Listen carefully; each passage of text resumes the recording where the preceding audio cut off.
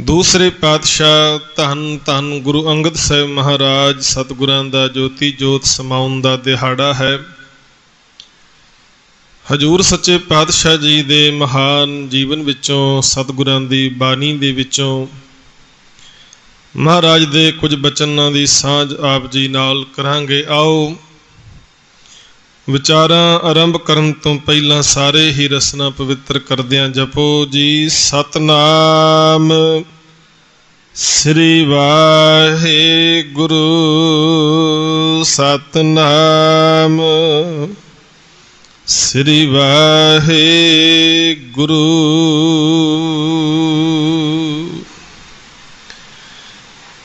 ਚੱਲ ਰਹੀ ਸ਼ਬਦ ਵਿਚਾਰ ਦੇ ਅਧੀਨ ਸ਼੍ਰੀ ਸੁਖਮਨੀ ਸਾਹਿਬ ਜੀ ਦੀ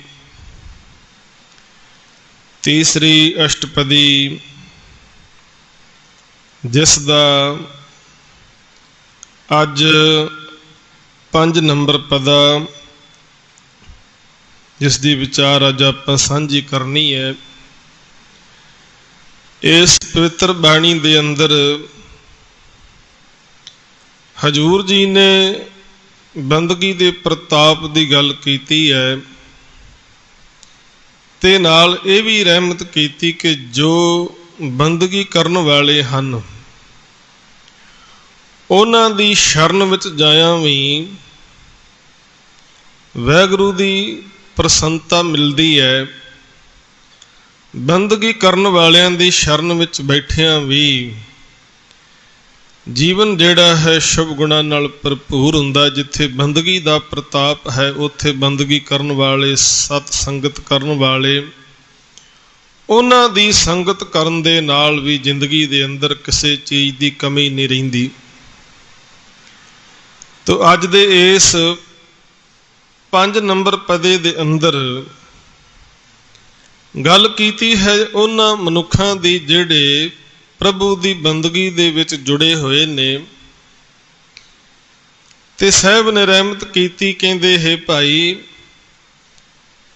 ਜੇ ਤੂੰ ਸੰਸਾਰ ਦੇ ਅੰਦਰ ਆਪਣੀ ਸ਼ੋਭਾ ਲੋਚਦਾ ਹੈ, ਜੇ ਤੂੰ ਚਾਹੁੰਦਾ ਹੈ ਤੈਨੂੰ ਸੰਸਾਰ ਦੇ ਵਿੱਚ ਮਾਣ ਮਿਲੇ, ਸਤਿਕਾਰ ਮਿਲੇ, ਤੇਰੀਆਂ ਮਨੋਕਾਮਨਾਵਾਂ ਪੂਰੀਆਂ ਹੋਣ, ਤੂੰ ਸੱਚਾ ਧਰਮੀ ਬਣ ਸਕੇ, ਸੰਸਾਰ ਦੇ ਬੰਧਨਾਂ ਤੋਂ ਮੁਕਤ ਹੋਵੇਂ, ਇਹ ਸਾਰੀਆਂ ਚੀਜ਼ਾਂ ਬਿਲਕੁਲ ਸੰਭਵ ਹਨ ਜੇ ਤੂੰ ਗੁਰਮੁਖਾਂ ਦੀ ਬੰਦਗੀ ਕਰਨ ਵਾਲਿਆਂ ਦੀ ਸੰਗਤ ਵਿੱਚ ਜੁੜ ਜਾਵੇਂ। ਕਿਉਂਕਿ ਬੰਦਗੀ ਕਰਨ ਵਾਲੇ ਪਰਮੇਸ਼ਰ ਦਾ ਹੀ ਰੂਪ ਬਣ ਜਾਂਦੇ ਨੇ। ਜਿਨ੍ਹਾਂ ਨਾ ਵਿਸਰੇ ਨਾਮ ਸੇ ਕਨਹਿਆ, ਭੇਦ ਨਾ ਜਾਣੋ ਮੂਲ ਸਾਈਂ ਜਿਹਾ।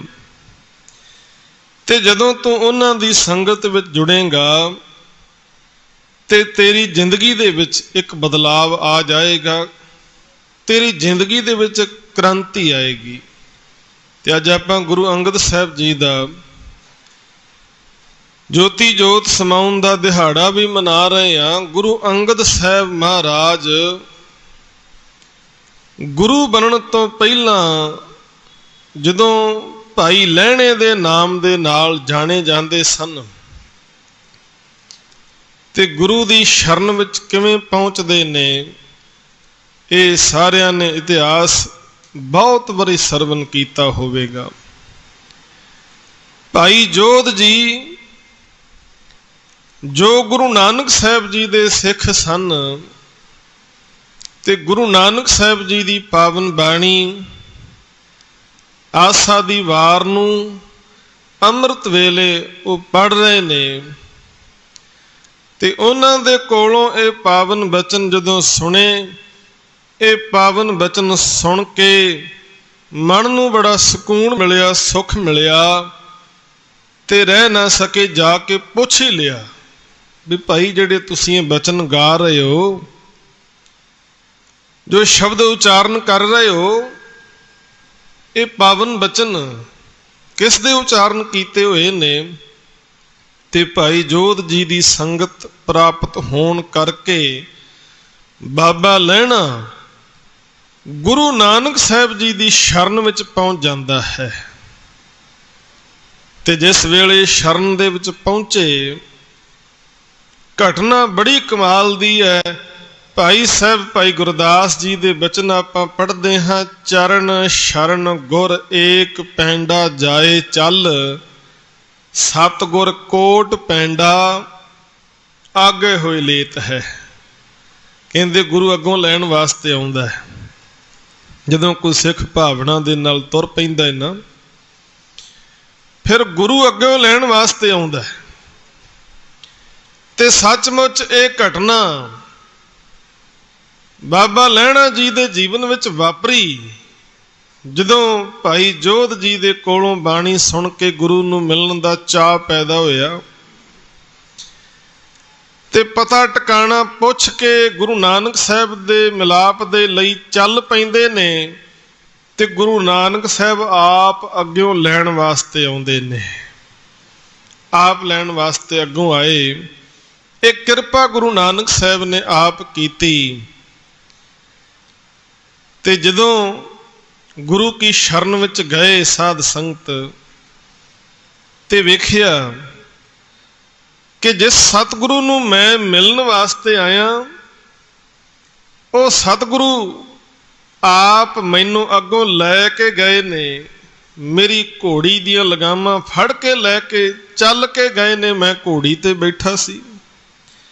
ਤੇ ਸਾਧ ਸੰਗਤ ਪਹਿਲੀ ਵੇਰਾ ਹੀ ਇਹੋ ਜਿਹਾ ਪ੍ਰਭਾਵ ਗੁਰੂ ਦੀ ਮਹਾਨ ਸ਼ਖਸੀਅਤ ਦਾ ਪੈ ਗਿਆ ਭਾਈ ਲਹਿਣੇ ਦੇ ਜੀਵਨ ਦੇ ਉੱਤੇ। ਉਸ ਦਿਨ ਤੋਂ ਪ੍ਰਣ ਕਰ ਲਿਆ ਕਿ ਹੁਣ ਜ਼ਿੰਦਗੀ ਦਾ ਰਹਿੰਦਾ ਸਮਾਂ ਮਹਾਨ ਸਤਿਗੁਰਾਂ ਦੇ ਚਰਨਾਂ ਵਿੱਚ ਬਤੀਤ ਕਰਾਂਗਾ। ਇਹ ਸਾਰੀ ਕਿਰਪਾ ਜਿਹੜੀ ਹੈ ਗੁਰਮੁਖਾਂ ਦੀ ਸੰਗਤ ਕਰਕੇ ਹੋਈ। ਤੋ ਅੱਜ ਵੀ ਅੱਜ ਦੇ ਸ਼ਬਦ ਵਿਚਾਰ ਦੇ ਅੰਦਰ ਸਤਿਗੁਰੂ ਜੀ ਇਹੋ ਰਹਿਮਤ ਕਰ ਰਹੇ ਨੇ, ਚਾਰ ਪਦਾਰਥ ਜੇ ਕੋ ਮੰਗੈ। ਹੁਣ ਚਾਰ ਪਦਾਰਥਾਂ ਦਾ ਜ਼ਿਕਰ ਬਾਣੀ ਵਿੱਚ ਵੀ ਕਈ ਥਾਵਾਂ ਤੇ ਆਏਗਾ। ਅਸਲ ਵਿੱਚ ਸਨਾਤਨ ਧਰਮ ਦੀ ਜਿਹੜੀ ਹੈ ਸ਼ਾਸਤਰਾਂ ਦੀ ਵਿਆਖਿਆ ਹੈ, ਉਹਨਾਂ ਦੇ ਵਿੱਚ ਜ਼ਿਕਰ ਹੈ ਕਿ ਇਹ ਚਾਰ ਪਦਾਰਥ ਹਰੇਕ ਪੁਰਸ਼ ਨੇ ਪ੍ਰਾਪਤ ਕਰਨੇ ਨੇ। ਇਹ ਉਹਦੀ ਜ਼ਿੰਦਗੀ ਦਾ ਲਕਸ਼ ਹੈ, ਮਨੋਰਥ ਹੈ। ਧਰਮ, ਅਰਥ, ਕਾਮ ਅਤੇ ਮੋਕਸ਼। ਧਰਮ ਦਾ ਅਰਥ ਹੈ ਉਹ ਨਿਯਮ, ਉਹ ਕਰਤੱਵ ਜਿਨ੍ਹਾਂ ਦੇ ਨਾਲ ਬੰਦਾ ਆਪਣੀ ਜ਼ਿੰਦਗੀ ਨੂੰ ਬਿਹਤਰ ਬਣਾ ਸਕੇ, ਵਧੀਆ ਢੰਗ ਨਾਲ ਜੀ ਸਕੇ। ਧਰਮ ਦਾ ਵੈਸੇ ਜਿਹੜਾ ਅਰਥ ਹੈ ਨਾ, ਉਹ ਕੋਈ ਕਰਮ ਕਾਂਡ ਜਾਂ ਵਿਖਾਵਾ ਨਹੀਂ। ਧਰਮ ਦੇ ਅਸਲੀ ਅਰਥ ਇਹੋ ਹਨ, ਉਹ ਨਿਯਮ, ਉਹ ਅਸੂਲ ਜਿਨ੍ਹਾਂ ਨੂੰ ਧਾਰਨ ਕੀਤਿਆਂ ਸਾਡੀ ਜ਼ਿੰਦਗੀ ਜਿਹੜੀ ਹੈ ਵਧੀਆ ਬਣ ਜਾਏ, ਸੁਚੱਜੀ ਬਣ ਜਾਏ, ਸਾਡੀ ਜ਼ਿੰਦਗੀ ਸਵਰ ਜਾਏ। ਉਹਨਾਂ ਅਸੂਲਾਂ ਨੂੰ, ਉਹਨਾਂ ਨਿਯਮਾਂ ਨੂੰ ਹੀ ਧਰਮ ਆਖਿਆ ਗਿਆ ਹੈ। ਪਰ ਅੱਜ ਅਸੀਂ ਧਰਮ ਦੇ ਉੱਪਰ ਮਜ਼ਹਬੀ ਰੰਗ ਜਿਹੜਾ ਚੜਾ ਦਿੱਤਾ ਹੈ, ਜਾਂ ਅਸੀਂ ਭੇਖ ਨੂੰ ਹੀ ਧਰਮ ਬਣਾ ਲਿਆ ਹੈ, ਜਾਂ ਅਸੀਂ ਵਿਖਾਵੇ ਦੇ ਧਰਮੀ ਬਣ ਗਏ ਹਾਂ। ਜੋ ਨਿਯਮ, ਜੋ ਅਸੂਲ ਜ਼ਿੰਦਗੀ ਵਿੱਚ ਧਾਰਨ ਕਰਨੇ ਸਨ, ਉਹ ਨਹੀਂ ਕਰ ਰਹੇ। ਧਰਮ ਦਾ ਅਰਥ ਐਸੇ ਨਿਯਮ, ਐਸੇ ਅਸੂਲ ਜਿਨ੍ਹਾਂ ਦੀ ਪਾਲਣਾ ਕਰਕੇ ਅਸੀਂ ਜ਼ਿੰਦਗੀ ਨੂੰ ਸੋਹਣਾ ਬਣਾ ਸਕੀਏ। ਹਰ ਇੱਕ ਮਨੁੱਖ ਨੂੰ ਇਹਦੀ ਜ਼ਰੂਰਤ ਹੈ। ਧਰਮ ਅਰਥ ਦਾ ਸੰਬੰਧ ਹੈ ਦੁਨਿਆਵੀ ਸਾਧਨਾ ਦੇ ਨਾਲ।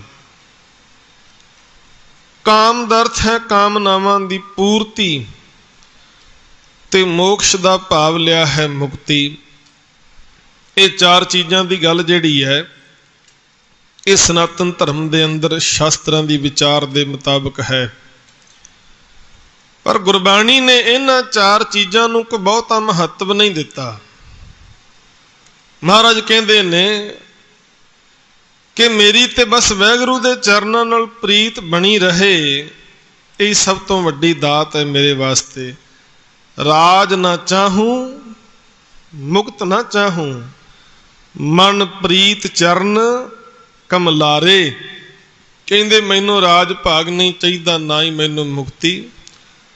मैं ते चाहुंदा वाहिगुरू दे चरनां नाल मेरी प्रीत जिहड़ी है वो बनी रहे। ये गुरमत दी विचारधारा है। पर जो प्रचलित विचार सन सतगुरु ने ओदा हवाला दे के इत्थे सानू समझाउण दा यतन कीता है। भलिओ जे कोई मनुख सचमुच लालसा रखदा है कि मेरी जिंदगी अंदर धर्म आ जाए, वो करतब मैनू मिले, वो निज़म असूलों का मैं धारनी बना, जिन्हों धारण करके जीवन वधिया बने, मैनू दुनियावी जिहड़े पदार्थ ने, धन है, संपदा है, वो भी मिल सके, मेरियां कामनावां पूरियां होण ते मैं तमाम बंधना तो मोक्ष प्राप्त कर लवां, मुक्ति प्राप्त करां। सतगुरु कहंदे जे भाई कोई लालसा रखदा है तां की करे, साध जना की सेवा लागै। कहंदे ओ रब दे प्यारे बंदगी करन वाले गुरमुखां दी सेवा विच आके जुड़ जावे, ये सारियां दातां उन्हों आपे ही मिल जाणगियां। सेवा करदियां होया, बंदगी करन वाले गुरमुखां दी सेवा करदियां होया सहजे उन्हों सारियां दातां प्राप्त हो जाणगियां। जदों वो सेवा विच जुड़ेगा उन्हों समझ पै जाएगी, विच दुनिया सेव कमाइए तां दरगाह बैसन पाइए। सेवा करके मान मिलता है। उन्हों समझ पवेगी कि ये जिहड़े रब दे प्यारे गुरमुख ने, ये रब्बी भाणे विच चलण वाले ने, इन्हां दी जिंदगी विच बहुत वड्डा सबर है, बहुत वड्डा शुक्र है। उहदे जीवन विच भी सबर ते शुक्र आ जाएगा। उहदियां ख्वाहिशां, उहदियां कामनावां पूरियां हो जाणगियां। तो कामनावां पूरियां होण दा भाव है ख्वाहिशां, वासनावां दा खत्म हो जाना, क्योंकि पूरियां ते किसी दियां हो ही नहीं सकदियां। जे कोई आखे मेरियां सारियां मनोकामना पूरियां हो गईयां ने, तां बहुत वड्डा झूठ मार रहा बंदा, वो सच नहीं बोल रहा। पहला एक कामना सी कि मेरा विआह हो जाए, अपना विआह हो गया। हुण कामना होर वध गई, कहंदा बच्चे भी होण, वो भी हो गए। हुण कहंदा वड्डा घर मिल जाए, घर भी मिल गया। हुण कहंदा बच्चियां दे विआह भी वड्डे घरां विच होण, उन्हां दे भी हो गए। हुण कहंदा बच्चियां दे घर भी बच्चे हो जाण, वो भी हो गए। हुण कहंदा पोतरे दा विआह वेख लवां, वो भी वेख लिया। हुण कहंदा पोतरे दे घर भी बच्चा होवे। ये कामनावां ते वधदियां जांदियां ने, वधदियां जांदियां। कामना पूरियां होण तो भाव रब्बी हुक्म दे विच रहिंदियां, रज़ा नूं मनदियां होइयां जो भी परमेश्वर ने दिता है उन्हों ही सबर दे नाल प्राप्त करके शुक्र विच जुड़े रहना कि जो दिता वाहिगुरू बहुत है, बड़ी कृपा तेरी, बड़ी कृपा है। हुण ते आनंद बनिया होया जिंदगी विच, बस तेरी रहमत चाहिदी है, तेरी बख्शिश चाहिदी है। सारे सुख ने, किसी भी चीज़ की इच्छा बाकी नहीं रही। हुण ये सारा कुछ तां ही होएगा जो जिंदगी विच सबर आएगा, शुक्र आएगा। ते गुरु अंगद साहिब महाराज सतगुरां दा अज आपां दिहाड़ा मना रहे हैं। महाराज ने बाणी दे विच सतगुरां दे 63 श्लोक ने जो गुरु ग्रंथ साहिब जी दे विच वारां दे विच दर्ज कीते हुए ने। हजूर दे पावन बचन आपां पढ़दे हां। कहंदे संसार दे अंदर एक पासे गुरमुख हन, एक पासे मनमुख बंदे ने। कहंदे गुरमुख बंदे रब दे भै विच रहण वाले, शुक्र विच जुड़े हुए ने, ते एक पासे मनमुख ने। हुण मनमुख बंदे दी की पछाण है, बड़ी प्यारी व्याख्या की गुरु अंगद साहिब महाराज ने। देंदे थावों दिता चंगा, मनमुख ऐसा जानिए। देंदे थावों दिता चंगा, ਕਹਿੰਦੇ ਦੇਣ ਵਾਲੇ ਨਾਲੋਂ ਦਿੱਤੀ ਹੋਈ ਦਾਤ ਨੂੰ ਹੀ ਵੱਡਾ ਸਮਝੀ ਬੈਠਾ ਹੈ, ਉਹਨੂੰ ਚੰਗਾ ਚੰਗਾ ਕਹੀ ਜਾਂਦਾ ਹੈ। ਕਹਿੰਦਾ ਮਨਮੁਖ ਦੀ ਨਿਸ਼ਾਨੀ ਹੈ, ਮਨਮੁਖ ਬੰਦੇ ਦੀ ਨਿਸ਼ਾਨੀ ਹੈ, ਦੇਂਦੇ ਥਾਵੋਂ ਦਿੱਤਾ ਚੰਗਾ, ਮਨਮੁਖ ਐਸਾ ਜਾਣੀਏ, ਅੰਤਰ ਬਹਿ ਕੇ ਕਰਮ ਕਮਾਵੇ, ਸੋ ਚੌਂ ਕੁੰਡੀ ਜਾਣੀਏ। ਕਹਿੰਦੇ ਮਨਮੁਖ ਬੰਦੇ ਦੀ ਨਿਸ਼ਾਨੀ ਹੈ, ਉਹ ਦਾਤ ਨੂੰ ਵੱਧ ਤਰਜੀਹ ਦੇ ਰਿਹਾ ਹੈ ਤੇ ਦਾਤੇ ਨੂੰ ਸਮਝਦੇ ਕੱਖ ਨਹੀਂ। ਕਹਿੰਦੇ ਮਨਮੁਖ ਦੀ ਨਿਸ਼ਾਨੀ ਹੈ, ਪਰ ਗੁਰਮੁਖ ਜਿਹੜੇ ਨੇ ਉਹ ਦਾਤ ਪ੍ਰਾਪਤ ਕਰਕੇ ਇਹੋ ਹੀ ਕਹਿੰਦੇ ਨੇ, ਮੇਰਾ ਮੁਝ ਮੇਂ ਕਿਛ ਨਹੀਂ, ਜੋ ਕਿਛ ਹੈ ਸੋ ਤੇਰਾ, ਤੇਰਾ ਤੁਝ ਕੋ ਸੌਂਪ ਤੇ ਕਿਆ ਲਾਗੇ ਮੇਰਾ। ਇੱਥੇ ਮਹਾਰਾਜ ਕਹਿੰਦੇ ਜਿਨ੍ਹਾਂ ਦੇ ਅੰਦਰ ਇਹ ਭਾਵਨਾ ਹੈ ਕਿ ਉਹ ਧਰਮੀ ਬਣਨ, ਕਾਮਨਾ ਪੂਰੀਆਂ ਹੋਣ, ਉਹਨਾਂ ਦੀ ਜ਼ਿੰਦਗੀ ਵਿੱਚ ਧਨ ਪਦਾਰਥ ਸੰਪਦਾ ਮਿਲੇ, ਉਹਨਾਂ ਨੂੰ ਤਮਾਮ ਬੰਧਨਾਂ ਤੋਂ ਮੁਕਤੀ ਮਿਲੇ। ਕਹਿੰਦੇ ਆਓ ਫਿਰ ਗੁਰਮੁਖਾਂ ਦੀ ਸੇਵਾ ਵਿੱਚ ਲੱਗੀਏ, ਗੁਰੂ ਦੇ ਪਿਆਰਿਆਂ ਦੀ ਸੇਵਾ ਵਿੱਚ ਜੁੜੀਏ। ਕਹਿੰਦੇ ਸਹਿਜੇ ਹੀ ਸਾਰੀਆਂ ਦਾਤਾਂ ਮਿਲ ਜਾਣਗੀਆਂ। ਜੇ ਕੋ ਆਪਣਾ ਦੁੱਖ ਮਿਟਾਵੇ, ਹੁਣ ਦੁਖੀ ਤੇ ਅਸੀਂ ਸਾਰੇ ਹੀ ਹਾਂ। ਕਿਸੇ ਨੂੰ ਤਨ ਦੇ ਰੋਗ ਲੱਗੇ ਨੇ, ਕਿਸੇ ਨੂੰ ਮਨ ਦੇ ਰੋਗ ਲੱਗੇ ਨੇ, ਕੋਈ ਕੁਦਰਤੀ ਆਫਤਾਂ ਦਾ ਸ਼ਿਕਾਰ ਹੋ ਚੁੱਕਾ ਹੈ। ਕਹਿੰਦੇ ਮਨ ਕਰਕੇ ਬਹੁਤੇ ਲੋਕ ਦੁਖੀ ਹਨ। ਸਤਿਗੁਰੂ ਕਹਿੰਦੇ ਭਲਿਓ, ਜੇ ਤੁਸੀਂ ਆਪਣਾ ਦੁੱਖ ਮਿਟਾਉਣਾ ਚਾਹੁੰਦੇ ਹੋ, ਦੁੱਖ ਦੂਰ ਕਰਨਾ ਚਾਹੁੰਦੇ ਹੋ ਤਾਂ ਕੀ ਕਰੋ? ਹਰ ਹਰ ਨਾਮ ਹਿਰਦੈ ਸਦ ਗਾਵੇ। ਕਹਿੰਦੇ ਜੇ ਕੋਈ ਆਪਣੇ ਦੁੱਖ ਦੂਰ ਕਰਨਾ ਚਾਹੁੰਦਾ ਹੈ ਤੇ ਹਰੀ ਦਾ ਨਾਮ ਸਦਾ ਹੀ ਹਿਰਦੇ ਵਿੱਚ ਵਸਾ ਕੇ ਰੱਖੇ, ਸਦਾ ਹੀ ਪਰਮੇਸ਼ਰ ਦਾ ਨਾਮ ਜਪਦਾ ਰਹੇ, ਉਹਦੇ ਸਾਰੇ ਦੁੱਖ ਜਿਹੜੇ ਨੇ ਉਹ ਦੂਰ ਹੋ ਜਾਣਗੇ, ਉਹਦੀ ਜ਼ਿੰਦਗੀ ਵਿੱਚ ਸੁੱਖ ਆ ਜਾਣਗੇ। ਦੁੱਖ ਪਰ ਹਰ ਸੁੱਖ ਕਰ ਲੈ ਜਾਏ, ਐਸੀ ਕਿਰਪਾ ਹੈ ਪਰਮੇਸ਼ਰ ਦੇ ਨਾਮ ਦੇ ਅੰਦਰ।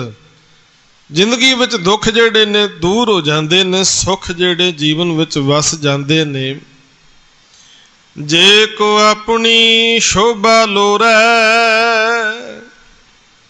ਹੁਣ ਆਪਣੀ ਸ਼ੋਭਾ ਹਰ ਇੱਕ ਨੂੰ ਲੋੜੀਂਦੀ ਹੈ।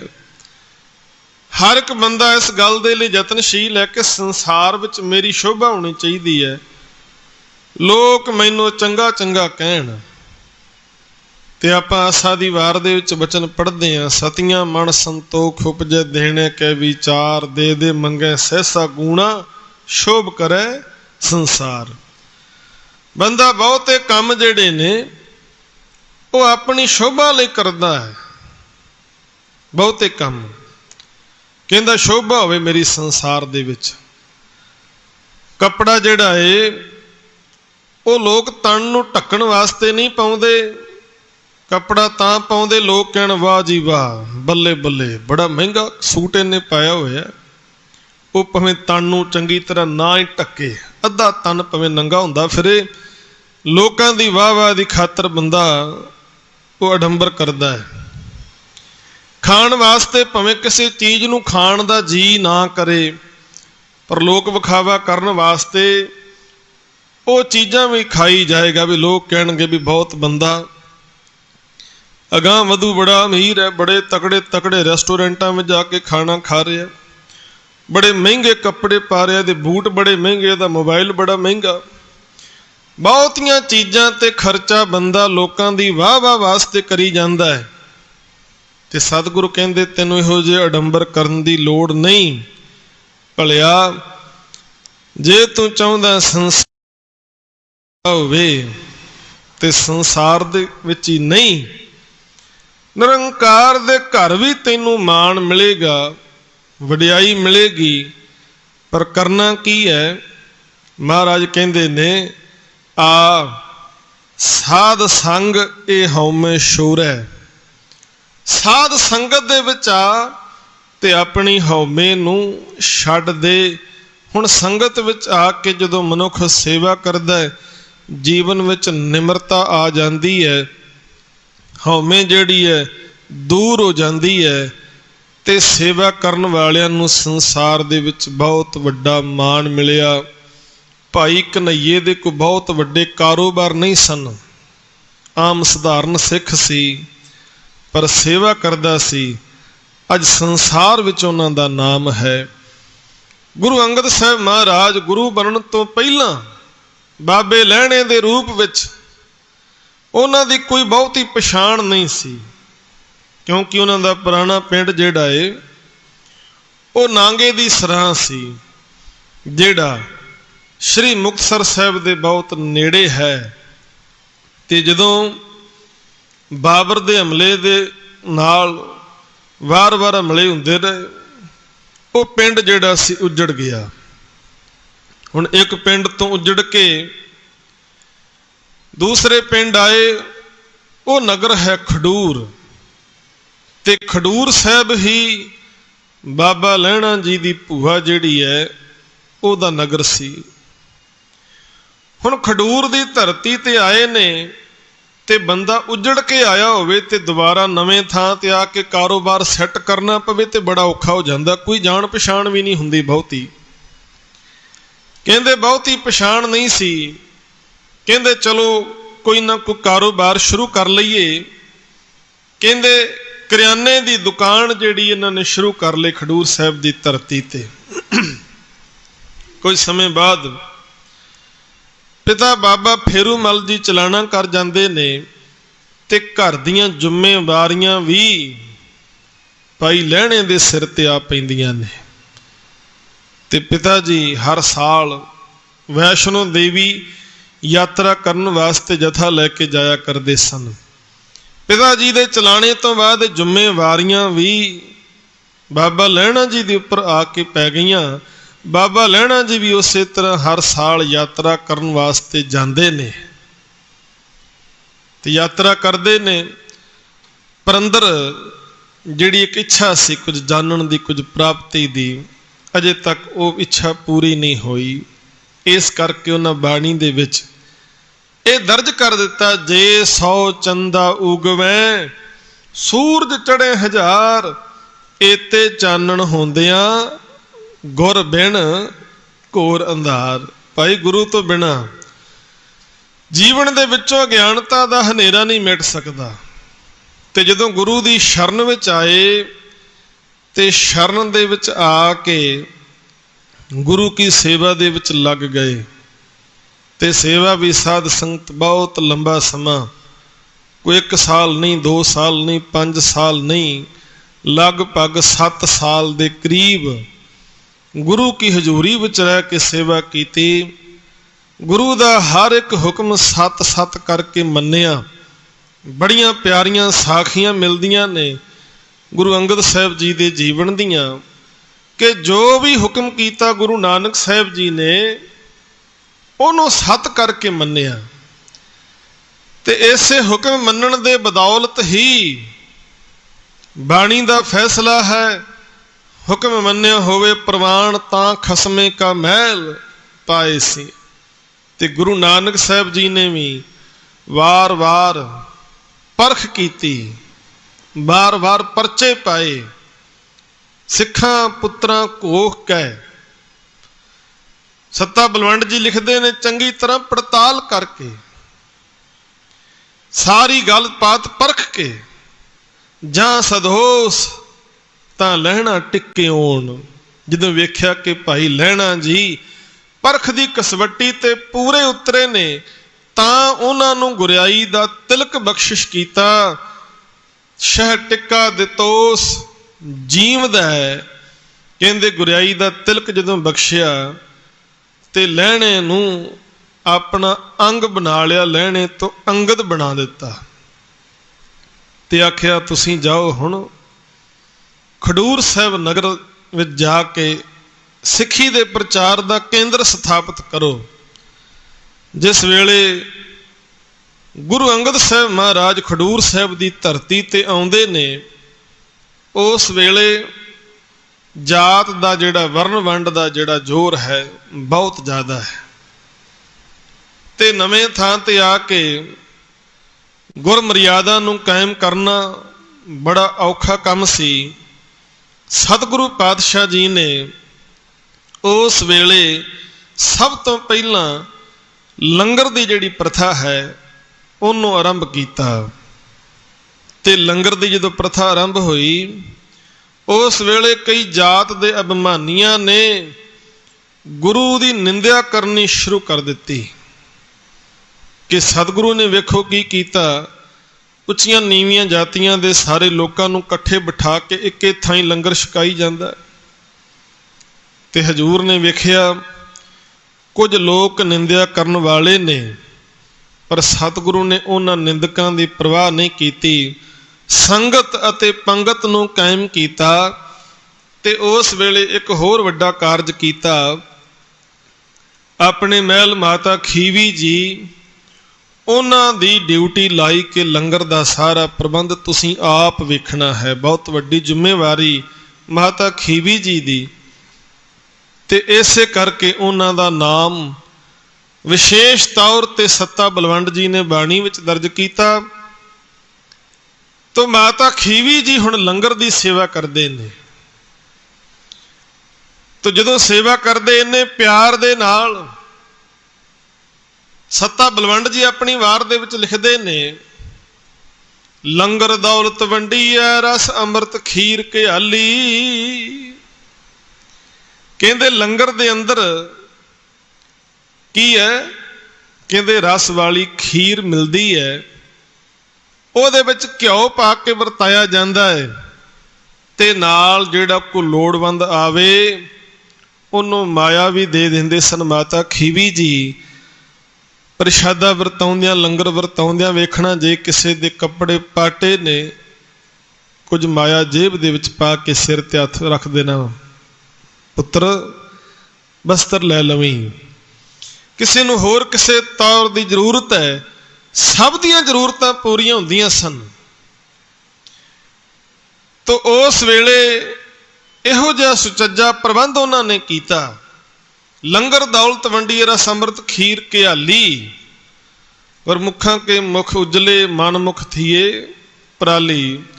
ਕਹਿੰਦੇ ਜਿਹੜੇ ਮਨਮੁਖ ਬੰਦੇ ਸਨ ਉਹਨਾਂ ਦੇ ਚਿਹਰੇ ਪੀਲੇ ਪੈ ਗਏ, ਜਿਹੜੇ ਗੁਰੂ ਕੇ ਨਿੰਦਕ ਸਨ। ਤੇ ਗੁਰਮੁਖ ਜਿਹੜੇ ਨੇ ਉਹ ਗੁਰੂ ਦੀ ਸੇਵਾ ਵਿੱਚ ਜੁੜ ਕੇ ਆਨੰਦ ਪ੍ਰਾਪਤ ਕਰਦੇ ਨੇ ਜ਼ਿੰਦਗੀ ਦਾ। ਫਿਰ ਮਾਤਾ ਖੀਵੀ ਦੇ ਪਤੀ ਪਰਮੇਸ਼ਰ ਗੁਰੂ ਅੰਗਦ ਸਾਹਿਬ ਦੀ ਵਡਿਆਈ ਕਰਦਿਆਂ ਹੋਇਆਂ ਸੱਤਾ ਬਲਵੰਡ ਜੀ ਲਿਖਦੇ ਨੇ, ਮਾਤਾ ਖੀਵੀ ਸ਼ੌ ਸੋਏ ਜਿਨ ਗੋਏ ਉਠਾਲੀ।